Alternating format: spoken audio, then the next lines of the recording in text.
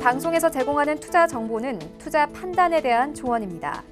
방송에서 제공하는 주식의 가치, 가격 상승 및 가격 하락에 대해서는 방송사에서 보장하지 않습니다.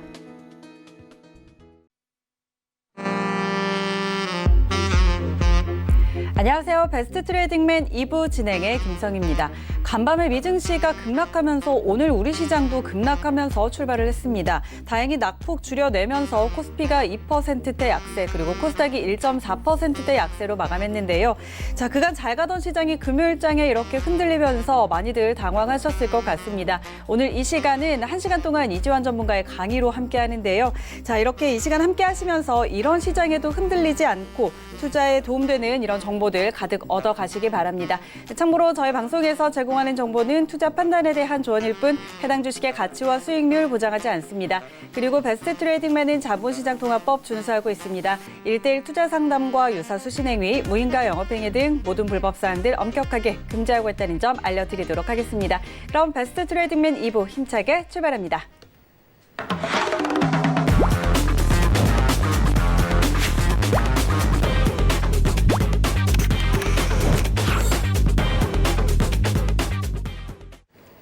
네, 오늘 이 시간 함께할 이지환 전문가 모셨습니다. 안녕하세요. 안녕하세요. 네, 반갑습니다. 자, 오늘 이 시간은 이지환 전문가와 함께 1시간 동안 강의로 이어나가 볼 텐데요. 이 시간 이외에도 이지환 전문가님과 함께하고 싶으신 분들은요, 오픈 채팅방에 들어가 보시면 되겠습니다. 자주 사용하시는 노란톡 오픈 채팅방인데요. 서울경제 이지환이라고 검색하시면 바로 입장하실 수가 있습니다.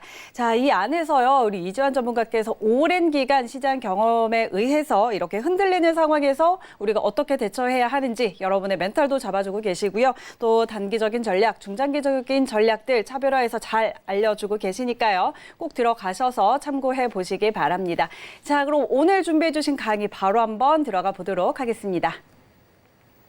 네, 이제 오늘 말씀드릴 내용은 금요일 날은 제가 투자 팁과 관련된 부분에 대해서 집중적으로 말씀을 드리고 있습니다. 오늘은 시장이 굉장히 어려웠습니다. 어려웠고 미국 시장이 다시 한 7% 가까운 폭락, 쉽게 볼 수 있는 장면은 아닙니다. 몇 년에 한 번씩 나오는 장면인데 코로나19 이후에 이런 장면이 심심찮게 나옵니다. 굉장히 이제 마음은 좀 무거울 수 있고 시장을 보는 게 좀 굉장히 어려울 수 있는데 이럴 때일수록 기본적인 부분, 우리가 놓치는 부분에 대해서 좀 말씀을 드리려고 하고 오늘은 그런 점에서 우리가 실제적인 매매를 할 때 좀 간과하거나 혹은 착각을 할 수 있는 부분에 대해서 말씀을 좀 드리려고 합니다. 우리가 이제 주가가 싸다, 비싸다라고 얘기를 할 때 과연 이제 싼 주식, 비싼 주식 그 경계를 어떻게 삼을 것인가, 기준을 어떻게 삼을 것인가 이 부분과 함께 최근에 이제 외국인의 투자 행태를 보면 굉장히 시장을 흔드는 모습을 보이고 있습니다. 샀다 팔았다, 샀다 팔았다. 자, 이 부분은 이제 우리가 어떻게 이해할 건가라는 부분 그리고 최근에 이제 시장이 장중 조정을 겪으면서 어떻게 보면 한 2주 동안 테마주가 굉장히 급등을 했습니다. 기승을 좀 부렸고 이 테마주를 언제 사고 언제 팔지에 대한 어떻게 보면 가장 기본적인 부분을 가지고 말씀을 좀 드리겠고요. 마지막은 이제 단기 투자의 함량. 왜 이제 우리가 단기 투자가 실제적으로 돈을 벌기 어려운가 부분에 대한 부분은 제 경우가 아니라 제가 이제 존경하시는 분들의 책을 가지고 제가 잠깐 말씀을 좀 드리겠습니다. 먼저 이제 싼 주식, 비싼 주식에 대한 부분을 말씀드릴 건데, 제가 이제 주식에 진입하는 부분에 대해서 말씀을 드릴 때, 왜 더 비싸게 사는가 혹은 왜 밑에서 사지 않는가라는 얘기를 종종 좀 듣곤 합니다. 그러니까 이 싸다 비싸다라는 부분을 그러니까 우리가 굉장히 차트에 좀 함몰돼서 보기 때문에 어쩌면은 실제적으로 이 주식의 가치를 좀 못 볼 수 있다라는 거죠. 그리고 이 싸다와 비싸다가 어떤 객관적으로 예를 들어서 우리가 마트나 이런 데 가면 뭐 커피나 과자나 이런 부분은 가격이 다 정해져 있지 않습니까? 그게 일률적으로 정해져 있기 때문에 우리가 논란의 여지가 없는데 주식에서의 가치는 가격은 어떻게 보면 굉장히 주관적입니다. 어쩔 때는 굉장히 여기 위쪽에 있다가 어쩔 때는 아래쪽에 있다 이러기 때문에 이 주관적인데 이 부분은 싸다 비싸다 어떻게 판별을 할 것인가 라고 본다면 뭐 항상 우리가 교과서적으로 얘기하면 이 두 가지를 가지고 얘기를 합니다. 그러니까 결국에는 주식 가격이 싸다라는 거는 그 주식이 가지고 있는 가치가 어느 정도 되느냐 부분. 보통 이제 우리가 기본적 분석으로 얘기를 할 수 있고 두 번째는 이제 가격으로 얘기를 하는 겁니다. 그러니까 이 부분은 이제 우리가 기술적 분석으로 얘기를 하는데 사실 이 기본적 분석을 통해서 그 가치를 결정하는 거는 기관이나 애널리스트도 사실 정확하게 하지 못합니다. 그러니까 그 업계의 그 섹터에 종사하는 사람들의 말을 빌자면 어떻게 보면 이 가격을 측정하는 애널리스트조차 굉장히 수박 겉핥기다라는 표현을 많이 하기 때문에 이 가치를 분석을 통해서 기본적 분석을 통해서 그 주식의 가치를 정확하게 구해낸다라는 것은 어떻게 보면 계량적인 부분을 우리가 얘기할 수는 있겠지만 실제적으로 그걸 정확하게 우리가 파악한다. 특히 개인 투자가 이 부분을 파악한다. 저는 거의 불가능하다고 봅니다. 그러니까 이 부분은 우리가 참고는 할 수 있겠지만 우리가 이 가격을 결정하기는 굉장히 어렵다라는 거죠. 그러니까 이 부분을 본다면 여기가 우리가 접근하기 좀 어려운데, 그럼 두 번째 이제 우리가 할 수 있는 부분은 그렇기 때문에 우리 개인 투자가분들은 기술적 분석에 어느 정도 목을 맬 수밖에 없다는 거죠. 왜냐하면 우리가 손쉽게 할 수 있고 그나마 어떤 분석이라는 틀을 우리가 할 수 있기 때문인데, 문제는 이제 이 가격 분석을 기술적 분석을 통해서 하다 보면 착시 효과가 있다는 거죠. 착시 효과. 그러니까 분명히 내가 이 부분에서 봤을 때는 굉장히 싸 보이는데 지나고 보면 싸지 않다라는 거죠.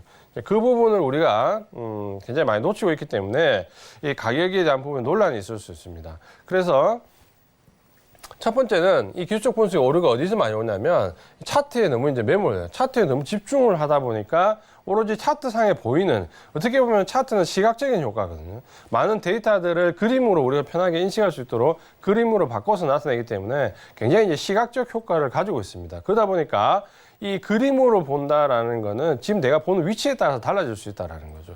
그 부분이 차트에 너무 매몰돼서 가격을 결정할 수 있다는 거고, 두 번째는 가격은 이제 업종과 비교를 좀 간과할 수 있다라는 부분인데, 이 말은 뭐냐면 어떤 주식을 보면 굉장히 싼 주식이 있습니다.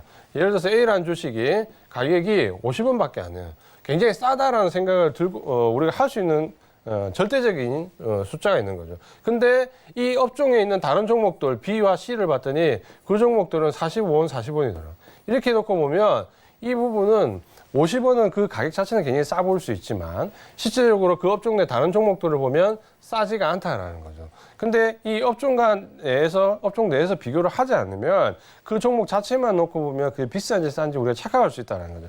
그래서 반드시 업종 내에서 어느 정도 위치가 되는가. 우리가 시험 쉽게 HT상에서 보는 거는 업종의 평균 퍼를 보시면은 이 종목의 표가 업종 내에서 어느 정도 되는지를 보면 싸다 안 싸다라고 알 수가 있는 거죠. 예를 든다면 우리가 자동차 부품 종목들 같은 경우는 최근에는 주가가 많이 좀 복원됐지만 한 4, 5년 전에 가면 퍼가 보통 5 내외밖에 안 됐습니다. 그러다 보니까 단순하게 어떤 한 종목을 보고 퍼가 오니까 굉장히 싸다라고 생각하면 그 종목 자체의 업종을 다 보면 대부분이 옵니다. 그러면 싼 게 아니죠. 업종의 평균 가격이 된다라는 거죠. 그렇게 본다면 가격이 싸다 안 싸다는 업종 간의 비교를 반드시 좀 할 필요가 있습니다. 또 한 가지는 제가 지난 시간에도 좀 강조를 드렸던 부분인데, 결국에는 이 종목이 아무리 예쁘고 아무리 펀더멘탈이 좋고 아무리 실적이 좋아도 누가 관심을 가지고 사주지 않으면 이 종목은 계속해서 가격이 낮을 수밖에 없습니다. 그래서 수급이 어느 정도 영향을 준다라는 부분을 인정을 할 수밖에 없다는 거죠. 아무리 안 좋은 주식이라 하더라도 사겠다라는 사람이 많으면 그 종목 가격은 올라간다는 거죠. 근데 아무리 좋은 종목이라도 사겠다는 사람이 없으면 그 가격은 계속해서 그 저평가 상태에 머물러 있다는 거예요. 그렇게 되면 결국에는 가격이라는 요소가 상대적으로 좀 결정될 수밖에 없다라는 거죠. 근데 제가 이제 이런 부분 때문에 듣는 말 중에서 가장 크게 많이 듣는 말이 뭐냐면 보통 이런 거죠.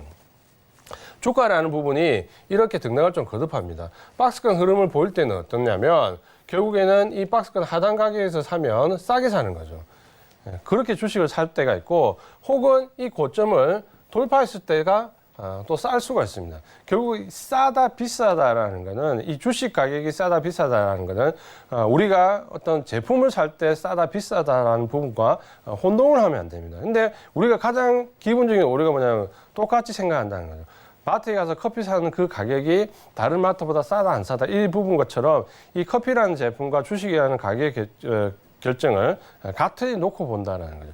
그러다 보니까 어떤 부분이냐면 무조건 싸가 지금 가격보다 낮으면 싸다라는 가격인 거죠. 제품은 낮을수록 싸다라는 관계가 성립이 되지만 주식은 낮다고 해서 싸다라는 관계가 성립되지 않는다는 거죠. 결국에는 가격이 낮다라는 부분이 결코 주식은 싸다라는 부분과 같이 생각할 수가 없습니다. 왜냐하면 이 종목을 아무리 저가에서 샀다 하더라도 여기서 살 수 있는 사람이 없으면, 사주지 않는다면 이 종목은 계속 저가입니다.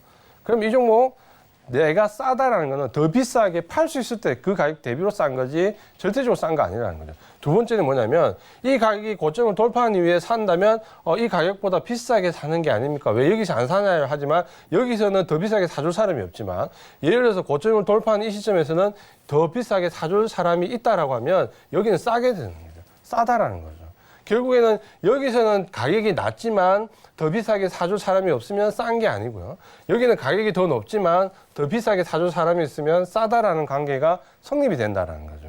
그러면 주식의 가격은 낮다 높다가 아니라 싸다 비싸다라는 관계는 결국에는 내가 산 가격보다 더 비싸게 팔 수 있느냐 없느냐 여기에 제하고 된다는 거죠. 그래서 차트상에서 접근하는 방법은 이 방법이 가장 많은 방법인데 그러면 제가 이제 보통 부분 맞을 때 어떠냐면 이렇게 주가가 변화를 좀 줍니다. 그러면 여기서 예를 들어서 매집이 좀 확인된 종목이 있다라고 하면 한번 눌림 준 종목 이후에 여기서 관심을 가져볼 만한 거죠.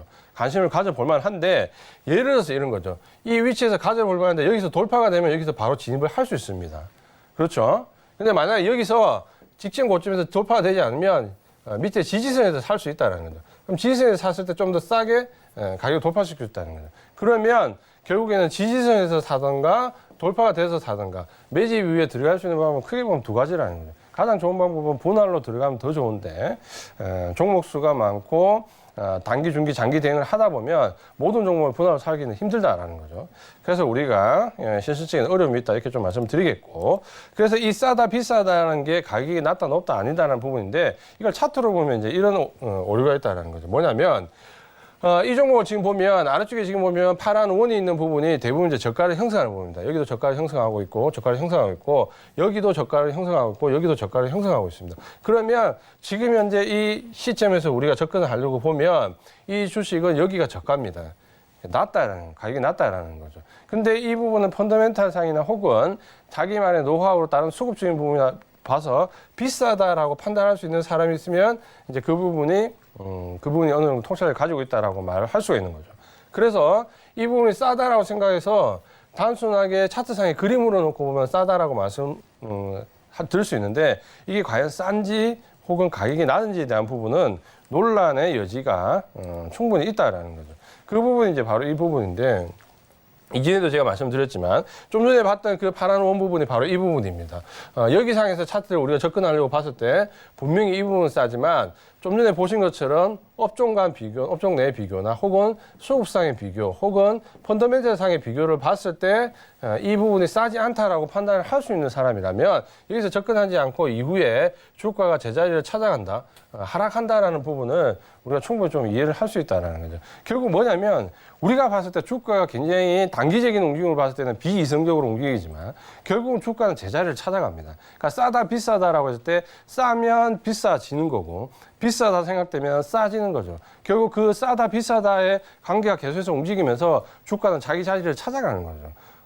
그래서 제가 어느 정도 주가의 움직임을 그러니까 시장에 큰 변화가 없을 때 기본적으로 봤을 때 어느 정도 그 주가의 지지선과 목표가를 정했을 때 이 목표가라는 거는 그 주식의 정상 가격이라는 거죠. 결국에는 그 주식의 정상 가격으로 주가는 움직이게 되어 있고 지지선이라는 거는 정상 가격에서 가장 멀어질 수 있는 수치를 어느 정도 계산을 하는 거죠. 그래서 이 정도면 이성적으로 판단했을 때 더 멀어지기 힘들다라는 거고 만약에 그 지지선이 이탈된다면 이 주가는 새롭게 가격을 책정해야 된다는 거죠. 수급상으로, 펀더멘탈상으로 혹은 차트상, 기술적으로 말씀드릴 수 있는 거죠. 그러면 지지선과 목표가를 나왔을 때 시장에 어떤 돌발적인 변수가 나오지 않으면 대부분은 목표가를 찾아가는 게 일반적인 방법이 되는 거죠. 그렇죠. 근데 최근에 언택트처럼 수급상의 변화가 들어왔다 이러면 목표가가 변경될 수 있고 지지선이 변경될 수 있는 거죠. 이렇게 어떻게 보면 주가 흐름을 좀 단순하게 봐도 충분히 대응을 할 수 있습니다. 물론 그 내면을 이제 파악해서 싸다 비싸다는 관계를 측정할 수 있어야 되겠죠. 그게 어떤 시스템상이든 경험상이든 이 종목의 주가가 싼지 비싼지 적어도 이 부분을 어느 정도 판별을 할 수 있다면 주가는 결국에는 정상 가격으로 돌아갑니다. 싸면 비싸지고 비싸면 싸지게 돼 있다는 가장 기본적인 이제 논리가 있는 거죠. 차트를 한 가지 더 보겠습니다. 그러니까 이 종목을 한번 볼게요. 이 종목은 보시면은 계속해서 고점을 형성하고 있습니다. 파란 원이 들어왔던 부분들을 보면 주로 여기서 계속해서 고점을 형성하고 하락하는 모습을 보이고 있습니다. 그러면 이 종목을 봤을 때 우리가 여기가 고점 라인이고 이 밑에가 저점 라인이다라고 생각을 할 수 있죠. 할 수 있는데 여기도 마찬가지죠. 그런데 이 종목을 수급상으로 보거나 혹은 실적으로 보거나 혹은 기술적으로 분석을 내면적인 모습을 좀 볼 수 있다라면 이 종목이 여기가 싸다라는 결론이 예를 들어서 나올 수 있다라는 거죠. 그러니까 차트상으로 고점에 있다, 저점에 있다는 거지. 고점이면 비싸고 저점이면 싸다라는 논리는 주식에서 거의 맞지 않다라는 거죠. 근데 이 부분을 이해하는데 시간이 상당히 오래 걸립니다. 이 부분을 이해하는데. 그래서 저도 이 부분을 다른 분한테 설명을 해보니까 이해시키기가 굉장히 어렵다는 생각이 듭니다. 그러니까 이 부분을 어떻게 이해를 시킬까? 이해하기 어렵다는 거예요. 왜냐하면 우리가 항상 제품을 살 때 낮으면 싸다, 높으면 비싸다는 관점으로 들어가기 때문에 이 부분을 이해하기가 굉장히 어렵다는 거죠. 왜 이 부분을 우리가 이해해야 되냐면 이 부분을 이해해야 어디서 진입할 것인가라는 가장 기본적인 위치가 나옵니다. 가장 기본적인 위치. 왜? 항상 저한테 많은 분들이 물어보시잖아요. 여기서 진입해도 돼야 안 돼? 이 종목 어디서 사야 되나요? 눌림목이 어딘가요? 라고 물어봤을 때 결국에는 진입할 수 있는 위치라는 것은 미리 아는 게 아니라 이런 논리가 성립되는 자리가 온다라는 거죠. 그러니까 그 자리가 왔을 때 진입할 수 있다라는 건데 이 차트는 결국 이제 이렇게 보시면은 다음 장면에 보시면 이제 이런 결과가 나온다는 거죠. 뭐냐면 이 종목은 이전의 상황에서 우리가 여기서 봤을 때 충분히 여기가 고점이다라고 인식을 했지만 펀더멘탈 상으로 실질상으로 수급상으로 여러 가지 문제를 봤을 때 이 종목은 여기를 넘어간다라는 결론이 나오면 결국 이 종목은 언제 넘어갈지 모르니까 밑에서 사서 기다리면 굉장히 오랜 시간이 걸리겠죠. 근데 넘어가는 위치에서 사면 어느 정도 타이밍이 맞다는 거죠. 정확한 타이밍을 그날 넘어가야 되라고 생각하면 우리가 이 종목을 잡을 수 없겠지만 여기를 넘어가는 순간에 잡으면 한 번 정도 넘어가고 눌림목을 거친 이후에 이렇게 우상향 계속 할 수 있는 모습이 좀 나오겠다는 거예요. 결국에는 우리가 이 종목을 어디다 살 거냐면 저점에서 산다라고 생각하면 굉장히 시간이 오래 걸릴 수 있습니다. 보유하는 기간에. 왜? 이 지금 보는 차트상에서 보신 것처럼 저점에서 계속 움직이는 기간 동안 보유를 계속해야 됩니다. 근데 내가 만약에 고점 돌파 이후에 눌림목에 산다면 여기서 한 번만 기다리면 되는 거죠. 살 수 있다라는 거죠. 그래서 저 위쪽에서 산다라고 얘기를 하면 대부분 이제 종목 상담하면 이 부분을 이해를 못 하시는 거죠. 왜냐하면 여기서 이제 보통 종목 상담에 들어오면 여기 지지되는지 보고 저점에서 살게요 하든가 혹은 이 종목 지금 여기에 걸쳐 있으니까 차라리 넘어가고 난 뒤에 눌려질 때 살게요라고 말씀드리면 왜 넘어가고 삽니까? 밑에서 사지라는 얘기를 대부분 많이 하시는 거죠. 그러니까 저런 논리를 이해를 못 하시면은 주가를 어디서 타는가 타이밍에 대한 문제는 계속해서 난제일 수밖에 없습니다. 그러면 여기 상태에서 저한테 만약에 이 종목 내일 넘어가요, 모레 넘어가요 물어보면 넘어가야 넘어가는 걸 아는 거지. 미리 안다는 건 불가능한 거죠. 우리가 예를 들어서 굉장히 날짜 계산, 예를 들어서 뭐 가격 지표를 가지고 뭐 일목 균형표를 가지고 며칠 된 이런 게 그건 굉장히 뜬구름 잡는 얘기고 현실적으로 넘어가면 우리가 아는 거지 넘어가기 전에 언제 넘어간다는 걸 미리 알기는 어렵다라는 거죠. 결국에는 주가는 저점에서 지지선에서 지지가 될 때 사거나 혹은 고점이 돌파될 때 살 때가 가장 아이디어라는 거죠. 근데 그 부분을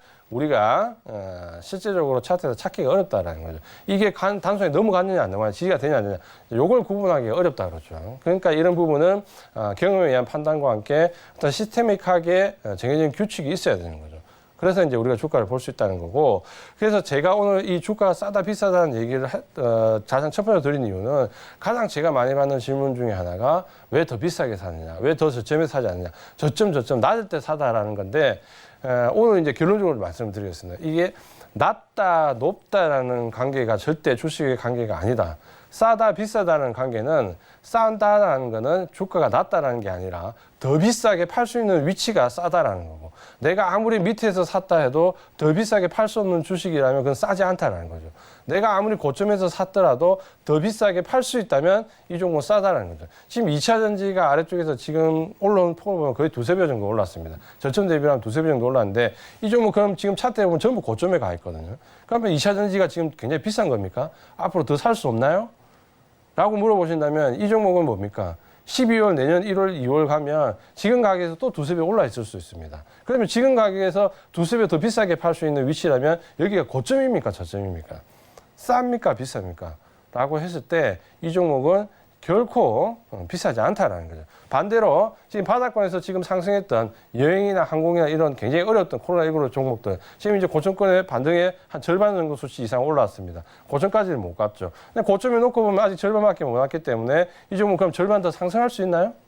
그럼 여기에 싼 건가요? 그렇지 않죠. 왜냐하면 이 종목은 지금 여기서 더 비싸게 팔 수 있을지 없을지 모른다는 거죠. 그래서 제가 항공주나 여행 관련된 종목들 계속해서 얘기했는데 결국에는 미국 시장이 한 번만 흔들려도 10% 넘는 폭락이 나오잖아요. 그러니까 이런 걸 본다면 주가는 낮다 높다의 관계가 아니라 내가 더 비싸게 팔 수 있는 위치가 그 위치가 가장 싸다라는 부분을 꼭 인식을 하시면 차트에서 우리가 굉장히 오류에 좀 접하는 부분을 어느 정도 막을 수 있습니다. 그러니까 차트를 보고 왜 여기서 안 사는가라는 부분을 저한테 물어보셔도 답이 없다라는 거죠. 싸다 비싸다는 거는 더 비싸게 팔 수 있는 위치냐 아니냐 여기에 좌우된다는 부분을 꼭 한번 기억을 하셨으면 좋겠습니다. 이 부분에 대해서 일단 말씀을 좀 드렸고요. 두 번째는 이제 말씀드릴 부분은 외국인 투자 매매 형태입니다. 그러니까 최근에 코로나19 급락대 사태를 보고 지금 반등 줄 때 사태를 보고 지금 현재의 매매 형태를 보면 어떻게 보면 작년에 9월 달에 저점을 잡고 이후에 12월까지 상승했을 때 모습과 사실 별반 차이는 없습니다. 별반 차이는 없고 외국인의 매매를 이제 가장 궁금해 하시면 저는 7년 동안 거기서 근무를 했기 때문에 제가 했던 행태에 대해서 말씀을 드리는 거죠. 그대로. 기기적으로 팔고 그냥 기기적으로 삽니다. 그러니까 팔아야 된다는 전제가 있을 때는 그냥 계속해서 파는 건데, 물론 이제 주문을 내는 방법은 여러 가지 방법이 있죠. 그다음 이제 기계적으로 사야 될 때는 또 계속해서 사는 거죠. 그러니까 일정 물량을 매일 살 수도 있고, 어느 가격 이하로만 사달라고 하는 제한적인 주문을 낼 수도 있고, 내가 외국인이지만 국내 증권사를 위탁 통해서 표시 안 나게 살 수도 있는 거고. 그러니까 여러 가지 방법으로 팔고 사지만 결국에는 기계적으로 사고 기계적으로 판다. 그러면 저는 좀 이런 말씀을 드리고 싶은 게 물량을 넘기거나 혹은 매집을 하기 위해서 중간에 많은 트릭을 쓰긴 합니다. 그 부분은 결국에는 기간도 마찬가지고 또 운용의 입장에서 대량의 자금을 가지고 운용하는 사람 입장에서는 좀 더 싸게 사고 그 종목을 올릴 때 좀 더 주위에 붙는 인력을 좀 제한시키고 이런 부분에 대한 작업을 하지만 그래도 기본적으로 보면 사고 파는 룰은 어떻게 보면 그 어느 정도의 합리성에서 크게 벗어나지 않습니다. 그래서 제가 이제 외국인의 어떤 매매의 상황에 대해서 여러 가지 질문을 받거나 이렇게 움직일 거다라는 부분을 좀 예측해서 말씀드리면 크게 벗어나지 않는 이유가 외국인들은 그런 점에서 크게 벗어나지 않습니다. 룰에서. 그 부분을 일단 우리가 이해를 한다면 코로나19 급락때 기계적으로 팔았지만 또 어느 순간에 기계적으로 들어온다는 부분은 이해를 좀 할 수 있는 거죠. 최근에 이제 제가 관심을 가진 것 중에 하나가 이런 부분이 있습니다. 그러니까 많이 보셨겠지만, 보통 이제 우리나라에 들어온 자금은 MSCI 이머징 마켓에서 추정되는 금액이 많이 있습니다. 그러니까 그 비율대로 보통 투자를 하게 되는 거죠. 그러니까 작년에 우리가 중국 때문에 비율 좀 낮췄지 않습니까? 그럼 빼서 또 중국 들어가는 거고. 그럼 보통 이제 우리나라에 들어오는 이머징 마켓 추정 지수가 한 12.5%에서 한 13% 정도 됩니다. 대부분 이제 이 정도 수준에서 이머징 마켓에서 우리나라 찾아내는데 굉장히 적은 수치는 아니죠. 왜냐하면 글로벌에 있는 이머징 마켓 전체에서 10%가 넘는 시어이기 때문에 적지는 않습니다.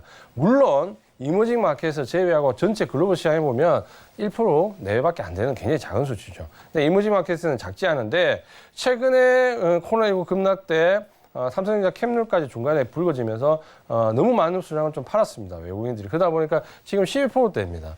그러니까 지금 현재 기본적인 이머징 마켓 추종을 해야 되는데 특히 최근에는 ETF 물량으로 대부분 추종을 하기 때문에 거의 저 수치를 맞추거든요. 지금은 좀 사야 되는 입장이 맞습니다.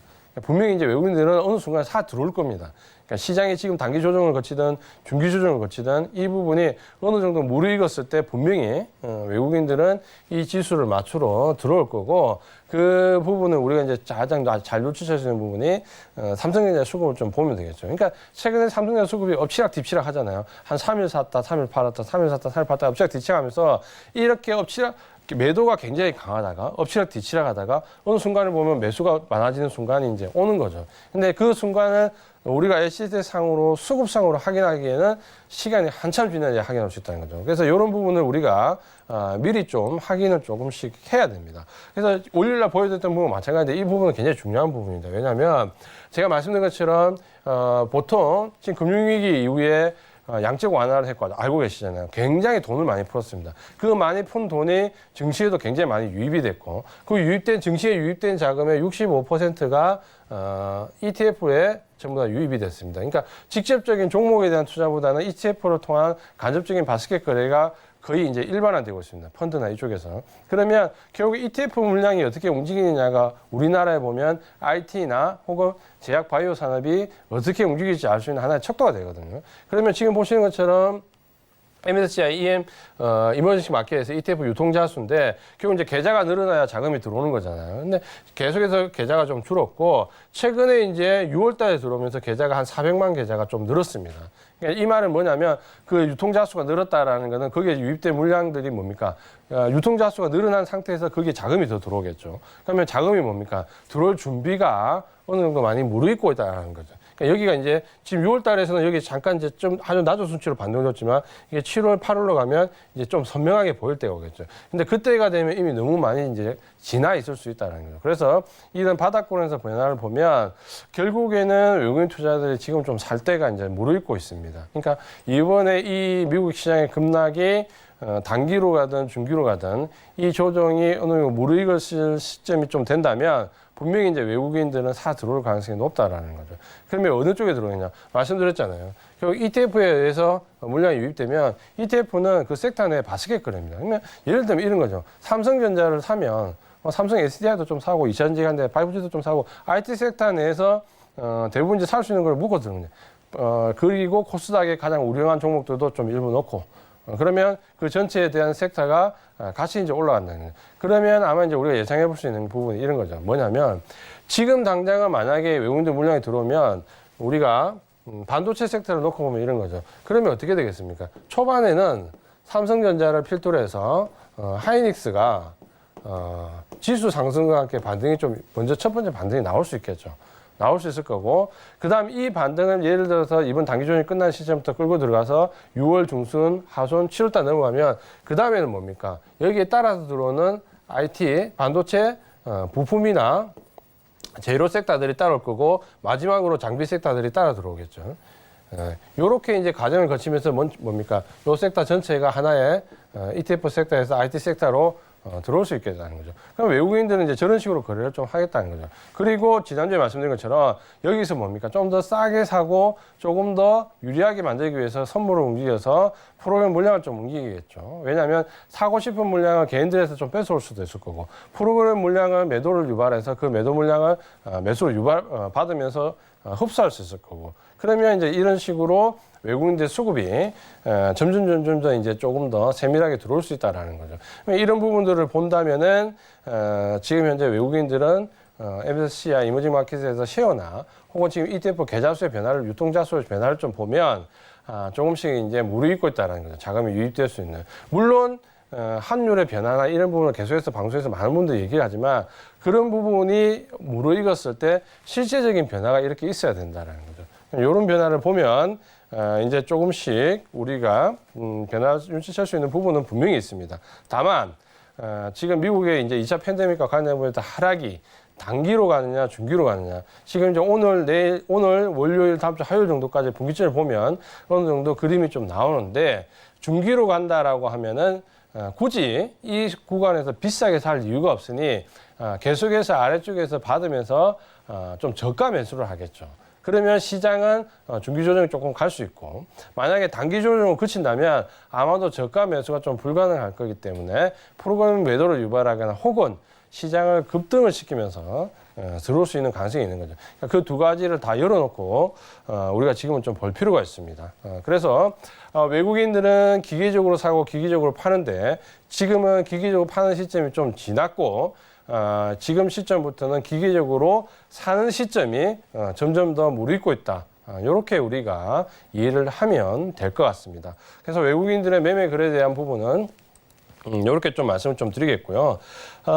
이제 세 번째 주제는 좀 간단하지만 계속해서 제가 이전에 강의 시간에도 요걸 집중적으로 한번 말씀을 드렸고, 많은 부분 좀 쉽게 볼 수 있는 부분을 말씀을 좀 드렸는데, 종목 상담을 하다 보면 혹은 개인적으로 이렇게 문의를 하는 걸 보면 좀 안타까울 때가 굉장히 많이 있습니다. 그래서 요걸 한 번 더 마지막으로 좀 강조를 드리고 싶어서 이 부분을 좀 넣었는데 테마주에 접근하거나 급등주에 접근하신 분은 좀 어떻게 보면 기술적 분석도 모르겠고 뉴스를 보고 진입한다 이렇게 하면 아주 간단한 팁으로 제가 한 가지 말씀을 좀 드리려고 합니다. 뭐냐면 테마주를 가장 궁금한 시간이신 분이 이거죠. 언제 사고 언제 팔 거냐 아닙니까? 왜냐하면 테마주는 펀더멘탈을 봅니까? 실적을 봅니까? 미래를 봅니까? 아무것도 안 보잖아요. 뭐 봅니까? 오로지 가격. 언제 타이밍에 맞춰서 사고 타이밍에 맞춰서 팔 거냐. 오로지 타이밍 싸움만 하는 거잖아요. 굉장히 어려운 싸움이죠. 타이밍 싸움 하는 거는. 이거는 시간을 두고 우리가 가지거나 혹은 같이 투자하는 것에 비해서 굉장히 확률이 떨어지는 싸움인데 굉장히 짜릿하잖아요. 그래서 확률은 제가 볼 때 채 10%도 안 되는데 달려들잖아요. 하지 않으셨으면 좋겠지만 만약에 한다면 적어도 이런 거 정도는 알고 좀 하시는 게 좋을 것 같습니다. 뭐냐면 길목 지키기에 진입해서 거래량 폭증하는 청사인데 쉽게 말하면 뭐냐면 이런 거죠. 언제 진입하냐. 거래량이 아예 없는 날 평균치보다 너무 작은 날 진입을 해서 거래량이 폭증하는 날 파는 거죠. 이게 가장 기본적인 테마주의 구도입니다. 거래량이 아예 없을 때 들어가서 거래량이 많이 나오는 날 판다. 이런 기본적인 구도만 좀 지켜도 최소한 그렇게 큰 금액을 잃지 않는다는 거죠. 근데 테마주의 무서운 게 뭡니까? 테마주는 흐름이 우리가 생각하는 거하고는 완전히 다르죠. 뭐냐면 보통의 주식은 올라갔다, 매집이 된 상태에서 올라갔다, 차익 매물이 났다, 한 번 더 반등을 줬다, 차익 매물이 났다. 이런 식으로 내려옵니다. 그러니까 한 번이나 두 번 정도 충분히 팔 수 있는 한 번을 놓쳐도 두세 번의 기회는 있지만 테마주는 어때요? 특히 실제 없는 테마는 어떻게 됩니까? 급등했다? 어떻게 됩니까? 급등했다? 그대로 급락하는 거죠. 팔 수 있는 시점이 없습니다. 여기서 못 팔면 하면 그냥 그대로 저점까지 내려오는 거죠. 팔 수 있는 시점이 없다는 거죠. 굉장히 위험한데 그래도 굳이 이걸 좀 하시겠다면 적어도 이런 정도의 기본적인 룰은 생각을 좀 하고 들어가야 된다는 거죠. 그래서 길목 지키라는 건 이런 겁니다. 뭐냐면 이 종목은 지금 잘 알고 있는 딱 보면 아실만한 테마주입니다. 최근에도 굉장히 많이 움직였던 테마인데 보시면은 딱 눈에 띄는 게 뭡니까? 거래량이 평소보다 폭증하는 날 올라가고 거래량이 없는 이런 잔디 같은 구간 있죠. 거래량이 아예 없는 이런 구간에서 접근을 해야 됩니다. 이런 구간에서. 그럼 거래량이 아예 없는 곳에 접근하고 거래량이 터지는 날 청산해야 되는데 거의 우리는 반대로 하죠. 뭡니까? 거래량이 없을 때는 모른 척 하다가 거래량이 폭등하면 여기서 사잖아요. 딱 보고 따라 사잖아요. 그러니까 물렸는데 어떡할까요? 거래량이 폭등하는 여기서 사잖아요. 물렸는데 어떻게 할까요? 한 방에 한가 맞죠. 대부분 이제 이렇게 거꾸로 들어간다는 거죠. 그럼 왜 이렇게 거꾸로 들어갔냐면 꼭 거래량이 터진 날 뭡니까? 재료가 노출된다는 거죠. 이 거꾸로 얘기하면. 그래서 거래량이 없을 때는 아무 이유가 없다가 거래량이 폭증을 하게 되면 뭐가 나옵니까? 뉴스가 나옵니다. 재료가 나옵니다. 어떤 뉴스? 호재가 나옵니다. 이 종목 왜 올라가는데 호재가 나옵니다. 근데 대부분의 주식은 그 재료가 노출되는 순간 시세는 끝납니다. 테마주는. 그 펀더멘탈 변화가 아니기 때문에.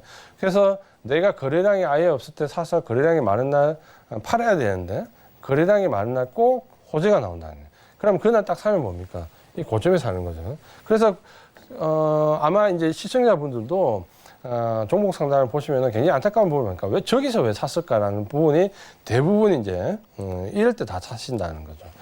그래서 또 한번 보시면은 그럼 이제 살 때 어떻게 사냐 본다면 이런 거죠. 이 종목은 뭐 차트 보면 아마 아실 분도 많을 겁니다. 최근에 워낙 관련돼서 폭락을 많이 했던데 거래량이 보시면 마찬가지입니다. 거래량이 큰 폭으로 나오는 날 사는 거 아니죠. 거래량이 너무 작아서 안 보이는 날 이럴 때 사야 되는 거죠. 거래량이 없는 날. 그리고 마찬가지로 시세 주고 저보고 물어봅니다. 언제 사요? 언제 사요? 언제 사요? 언제 사야 되는 거는 거래량을 보고 판단해야 돼요. 거래량이 아예 없는 시점이 이런 시점에 연속해서 이어질 때 그럼 최소한 여기나 여기 정도에 살 수 있다라는 거죠. 거래량으로. 그러다가 거래량이 터진다 뭡니까? 이때 욕심 보지 말고 팔아야 되는 거죠. 맞습니까? 결국에는 거래량이 없는 시점에 들어가서 거래량이 있는 시점, 터지는 날 팔아야 되는데, 대부분 이제 또 여기서 사는 거죠. 여기서 사가지고 어떻게 해야 되나요? 라고 물어보면, 운이 좋은 경우도 있고, 운이 안 좋은 경우도 있죠. 그럼 저렇게 거래량이 없는 날 사는 것과 파는 것은 거꾸로 하시면 됩니다. 똑같은 그림이죠. 보시면 어때요? 거래량이 굉장히 큰 폭으로 나오는 날, 이런 날 뭡니까? 욕심 안 부리고 삽니다. 근데 다음날 더 올라가는데요. 이런 욕심 부리면 안 되는 거죠. 왜냐하면 거래량이 받쳐주지 않고 올라가면 결국에는 꺾여내는 거죠. 여기 고점이 아니고 꺾여 내려온다는 거죠. 역시 마찬가지입니다. 거래량이 터진 날 팔아야 되고, 여기서 팔지 않으면 직전 하중까지 그대로 내려오는 거죠. 이 거래량이 없을 때 샀다고 생각하면 거래량이 터지는 날 뭡니까? 팔아야 되는 거죠. 근데 대부분 어떠냐면 여기서 사가지고 이 구간에서 어떻게 한번 짧게라도 수익 실현 해보겠다고 많이 덤비시는 거예요. 그러려면 이제 굉장히 정밀하게 이제 분석에 들어가야 되는데 확률은 굉장히 떨어집니다. 제가 분석을 한다고 해도. 그래서 차라리 이 거래량이 없는 요 며칠간의 구간, 요 며칠간의 구간을 확인하고 이런 곳에서 접근을 하셔야지, 거래량이 터지는 날, 우리가 충분히 청산을 할 수 있다는 거죠. 그러면 이 청산과 진입가의 관계에서 보면 굉장히 단순화시킬 수 있습니다. 예를 들어서, 진입가 청산에서 뭡니까? 거래량이 굉장히 적어지는 날, 최소 물량이라고 생각돼서 좀 적은 날이 2, 3일 정도 이어지면 한번 사볼만 합니다. 테마주로 미리 들어가는. 그게 이제 우리가 속칭 얘기하는 길목 지키기가 되는 거죠. 그래서 길목 지키기를 해라, 길목 지키기를 해라라고 하는데 그러면 길목 언제 지킬 것인가 물어보실 수 있잖아요. 그때 언제나 거래량이 굉장히 작은 날에 평소보다 작은 날에 2, 3일 최소한 3, 4일 이어질 때 거기가 길목이다라는 거죠. 그래서 거기서 사서 거래량이 터질 때 언제 터지는데 그건 모릅니다. 그럼 주상창 기다려야죠. 거래량이 터진 날까지. 그래서 테마주가 어려운 거 아닙니까? 그래서 거래량이 터지는 날 뭡니까? 평소보다 적어도 400%, 500% 거래량이 터지는 날 이때 판다라는 거죠. 그래서 길목을 지켜서 재료가 노출, 뉴스가 나올 때 팔아라는 말이 쉽게 기술적으로 보면 거래량이 없을 때 사서 거래량이 터지는 날, 폭증하는 날 판다. 이 부분하고 똑같다는 거죠. 그러면 우리가 이제 이 관계를 보면 우리가 테마주에 언제 접근해야 되냐는 부분에 대한 결론이 나온다는 거죠. 근데 오늘도 제가 종목 상담을 했지 않습니까? 그런 과정에서 보면 요런 데 물려서 여기서 샀는데요라는 부분을 굉장히 많이 봅니다. 그래도 이게 어느 정도 강한 테마면 그래도 다행인데 실체가 없는 테마가 있습니다. 어떤 테마가 있습니까? 뭐 정치 관련된 테마라든지 뭐 남북 경협에서 실제 매출 하나도 없는 테마. 이런 테마들은 어때요? 테마에서 고점을 형성한 시점에서 팔지 못하면 그대로 저점까지 내려올 때 팔 수 있는 기회를 거의 안 줍니다. 보통은 이제 이렇게 고점을 만들고 또 이중 고점이나 삼중 고점 만들고 이렇게 내려오면서 여기서 못 팔아도 여기서 팔거나 여기서 팔 수 있는 기회를 주는데 최근에는 안 준다라는 거죠. 안 주고 또 한 가지 특징이 뭐냐면 최근에는 이런 겁니다. 뭐냐면 개인들한테 제가 그 노란톡에서도 말씀을 드렸지만 개인들한테 물량을 넘길 때 보통은 이제 여기서 고점에서 물량을 넘깁니다. 물량을 넘기죠. 근데 이 물량이 다 청산이 못 됐어요. 그럼 어디서 물량을 넘길까요? 고점에서 못 넘겼을 때. 방법은 딱 하나입니다. 예를 들어 이 빨간색이 21 2평인데 이 21 2평에 계속 물량을 다이게 합니다. 그럼 뭐냐면 개인들의 특징이 뭐냐면 2평에 다니면 삽니다. 개인들은. 왜? 그게 지지라고 생각하거든요. 그래서 이 종목은 이렇게 지금 요 그림을 예상을 하는 거죠. 개인들은. 2평에 지금 보신 것처럼 22평에서 계속 다니면 이게 뭐다? 전부 청산 물량입니다. 이 청산 물량이 끝나고 나면 그다음 뭡니까? 또 급락을 하는 거죠. 급락을 과정에서 이런 과정에서 보면 대부분 개인들은 이동 평균선에서 지지받는 걸 너무 좋아합니다. 22평, 12평, 62평, 122평. 그러면 우리가 물량을 넘기는 펀드 물량들은 어떻게 됩니까? 2평이 2불로 다이게 하는 거죠. 다일 때마다 물량을 계속해서 청산하는 거죠. 이런 식으로 가다 보면 결국 이제 테마주에서 물량을 다 떠안게 되는 거죠. 그래서 테마주는 말씀을 드리지만 절대적으로 우리가 접근하는 방법은 쉽게 얘기하면 길목을 지켰다가 재료가 뉴스가 나올 때 파는데 그걸 기술적으로 보면 거래량이 아예 없을 때 들어가서 3, 4일 정도 평균 거래량을 하회할 때 들어가서 평균 거래량의 거의 10배 가까이 상승하는 날, 폭증하는 날 판다. 요거를 기술적으로 우리가 길목 지키기 위해서 재료가 터진 날 요거를 기술적으로 활용할 수 있다. 이렇게 말씀을 드리겠습니다. 네, 자 오늘은 이지환 전문가님의 강의, 그동안에 좀 잘못 알고 있었던 투자 상식들에 대해서 좀 짚어보고 있는데요. 잠시 미증시 개장 상황 전해드리고 다시 이어가도록 하겠습니다. 자, 어제 정말 큰 폭으로 하락했던 미증시, 오늘은 3대 지수 모두 상승 출발했습니다. 3대 지수 모두 2% 넘는 상승폭을 지금 보이고 있는데요. 어제의 폭락 이후에 나오는 지금 기술적 반등으로 보여지고 있습니다. 자, 이렇게 저희 3대 지수 개장 상황 전해드리고요. 자, 이 시간 이지환 전문가와 함께하고 계시는데 저희 방송 시간 이외에도 함께하고 싶으시다 하시는 분들은 노란톡 오픈 채팅방에 입장해 보시면 되겠습니다. 자, 노란톡 상단에 보시면은요, 말풍선이 있습니다. 거기 클릭하시면 검색할 수 있는 창이 하나 나오거든요. 거기에다가 서울경제 이지환 검색하시면 바로 입장하실 수 있으니까요. 자, 지금 바로 입장하셔서 이 시간 이외에도 이지환 전문가와 함께 하시면서 유익한 내용들 가득 얻어가 보시기 바랍니다. 그럼 저희는 오늘 남은 강의 내용들 이어서 들어보도록 하죠. 네, 이제 마지막 시간은 바로 단기 투자와 관련된 부분입니다.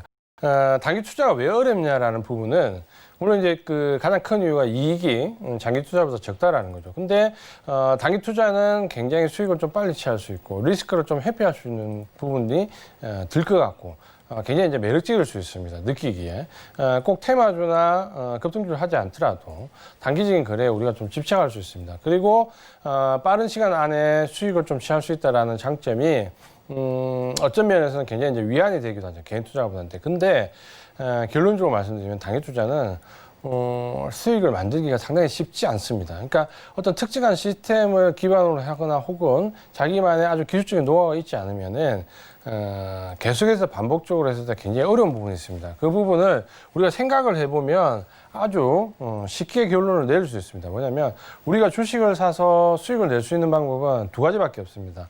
수익률이 굉장히 높거나 혹은 손익비가 좋아야 됩니다. 이 두 가지밖에 없는데 이 말을 제가 좀 다르게 하면 승률은 뭡니까? 10번 들어갔을 때 5번 이상, 6번 정도 이상 승률을 내면 어느 정도 수익을 낼 수 있습니다. 그러니까 승률이 굉장히 높아질수록 수익이 높아지는 구조인데 사실 이 승률은 어떤 시스템을 가지고 와도 그렇게 높게 나오지 않습니다.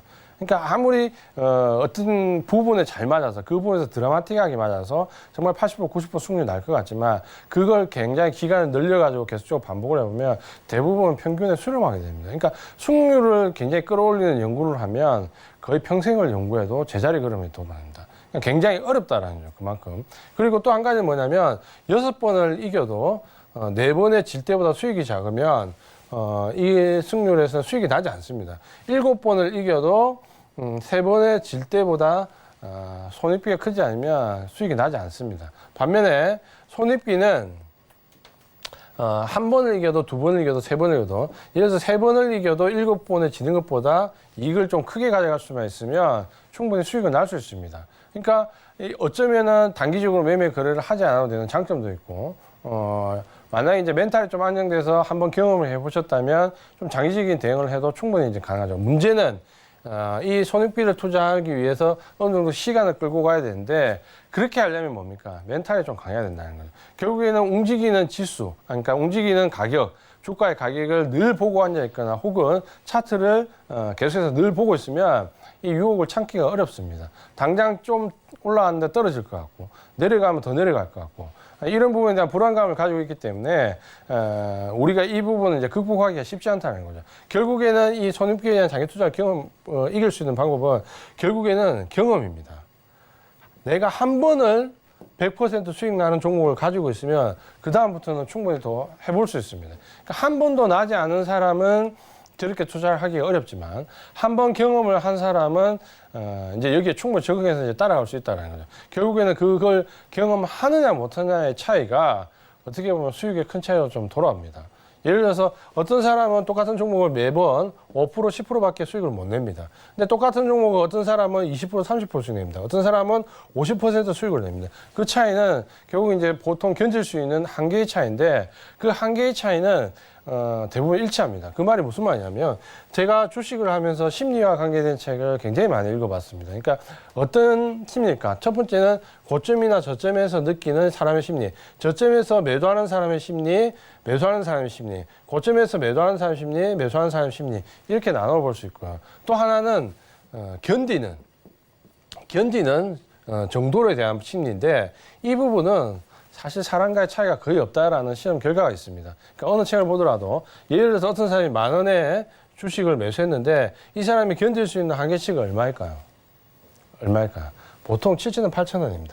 보통 7,000원이나 8,000원 정도 가면 더 견디지 못하는 불안한 심리에 들어가야 되는데 이런 부분은 대부분의 사람들이 공통된다는 거죠. 그러면 이 공통된 심리이기 때문에 개인들의 손절이 나오거나 청산한 시점이 거의 비슷하다는 거죠. 상승했을 때 7, 8% 구간, 하락했을 때 10%에서 15% 구간, 이 구간에서 가장 못 견딘다는 거죠. 근데 이걸 좀 넓힐 수 있는 사람은 뭡니까? 결국에는 뭡니까? 연습이고 노력입니다. 처음부터 누구나 다 되는 게 아니라 결국에는 이제 이렇게 갈 수 있는 노력을 한 사람만이 이제 저걸 가져갈 수 있다는 거예요. 그러니까 이 부분이 왜 중요하냐면 결국에는 연습을 우리가 해야 된다는 거예요. 한 번은 경험을 해봐야 된다는 거예요. 제일 좋은 방법은 수익을 난 걸 경험해보면 가장 좋습니다. 한 번 내가 주식 투자를 하면서 나는 지금 10년 투자하고 예를 들어서 5년 투자하고 3년 투자하고 어떤 분은 몇 달만 투자했는데 한 번도 100% 이상 수익 나본 적이 없다라면 꼭 한번 도전해 보시라고 말씀드리고 싶습니다. 예를 들어서 제가 작년에 한경에 설경제 TV에 처음 왔을 때 말씀드렸던 종목 중에 하나가 뭡니까? 세경 하이테크라든지 작년에 반도체 관련된 종목들, 그 코스닥에서 재료와 관련된 종목들 대부분 80% 90% 많게는 한 150%까지 수익이 났지 않습니까? 그런 거를 한 번만 기간도 불과 한 3개월에서 4개월 사이입니다. 그러니까 한 번 정도만 경험을 해보시면 절대적으로 그 부분에 대한 신뢰를 가지고 투자를 한번 해볼 수 있다는 거죠. 이 부분을 꼭 말씀을 드리고 싶고, 제가 20년 이상 주식 투자하면서 시스템을 만드는 기간만 한 10년 정도 걸렸는데, 10년 이상 걸렸는데, 지금도 물론 계속해서 보수 작업을 하고 있습니다. 시스템과 함께. 근데 제가 가장 크게 몇 년, 어떻게 보면 4, 5년 정도를 그냥 허비했던 부분이 뭐냐면 바로 이 부분입니다.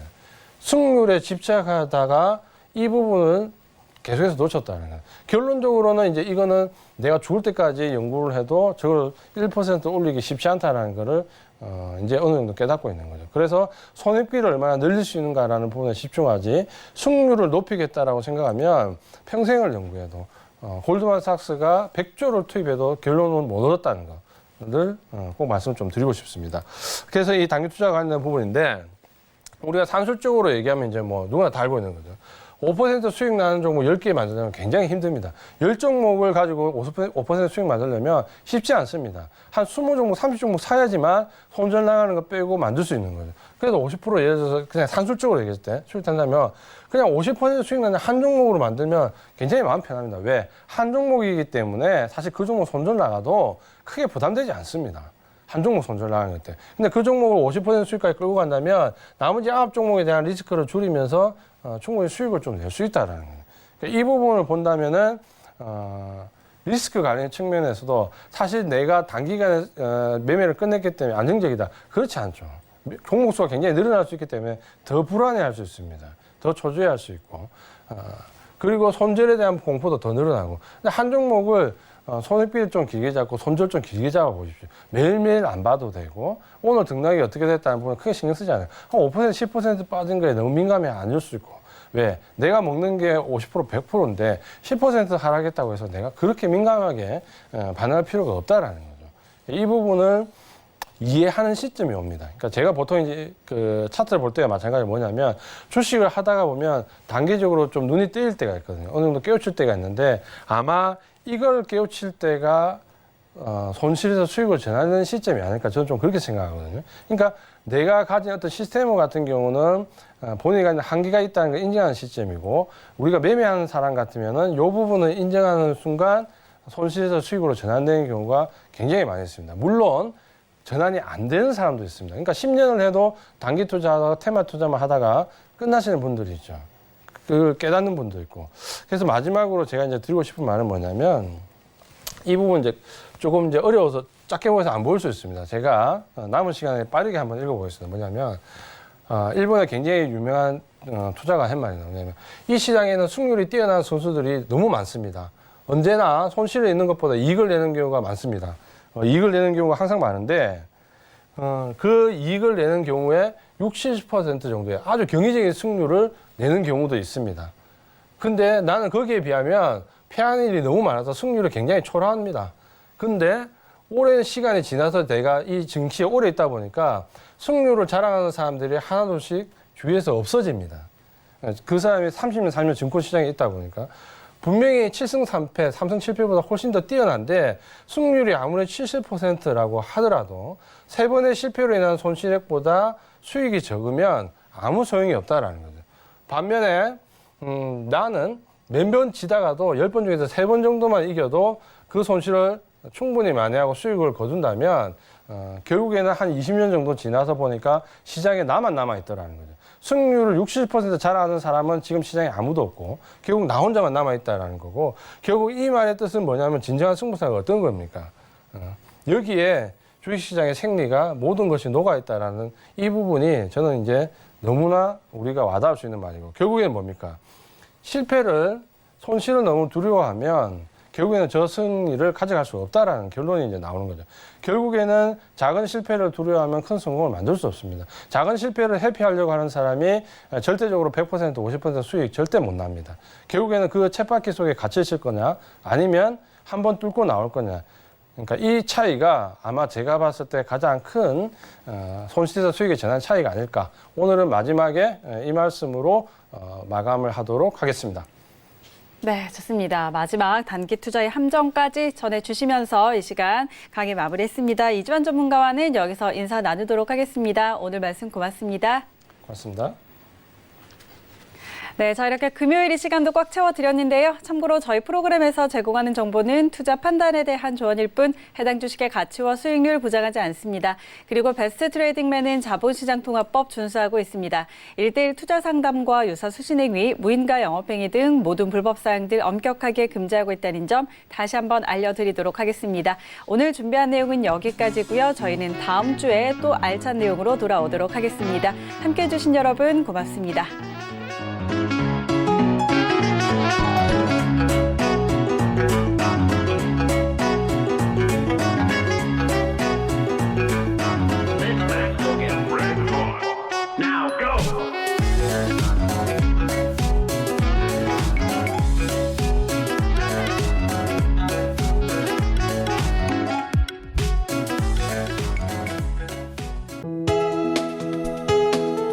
본 방송에서 제공하는 투자 정보는 투자 판단에 대한 조언입니다. 방송에서 제공하는 주식의 가치, 가격 상승 및 가격 하락에 대해서는 방송사에서 보장하지 않습니다.